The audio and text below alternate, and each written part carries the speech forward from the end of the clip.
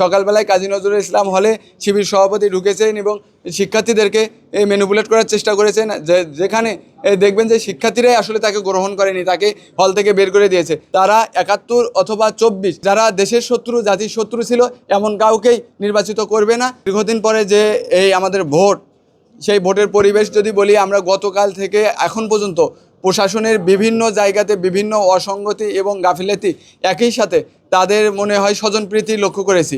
এই নির্দিষ্ট একটি ছাত্র সংগঠন এবং আমরা জানি ২৪-এর যে ফ্যাসিস্ট আওয়ামী লীগ এবং তার সংগঠন নিষিদ্ধ ছাত্রলীগকে পুনর্বাসিত করে এমন একটি প্রার্থী, তাদের বিষয়ে প্রশাসন খুবই উদাসীন এবং তাদেরকে বিভিন্নভাবে সুযোগ সুবিধা দিয়ে যাচ্ছে।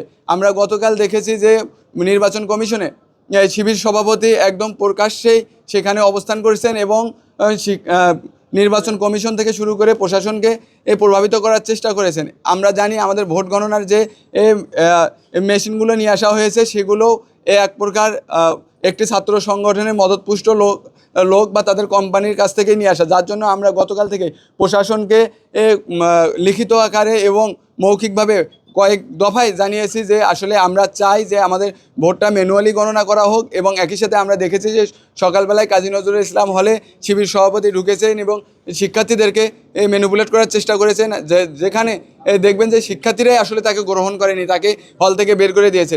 ওদের স্বপ্ন পূরণে পাশে থাকতে পেরে আমরা গর্বিত। আমাদের জাহাঙ্গীরনগর বিশ্ববিদ্যালয় বাংলাদেশের সমস্ত বিশ্ববিদ্যালয় থেকে স্বতন্ত্র এবং আলাদা। এই বিশ্ববিদ্যালয়ের শিক্ষার্থীরা নিজেদের যে স্বাধীনতা, স্বাধীনচেতা মানুষ, তারা তাদের ব্যালটের মাধ্যমে অবশ্যই এমন কাউকে নির্বাচিত করবে যারা দেশের পক্ষে ছিল দেশের শুরু থেকে এবং এখন পর্যন্ত।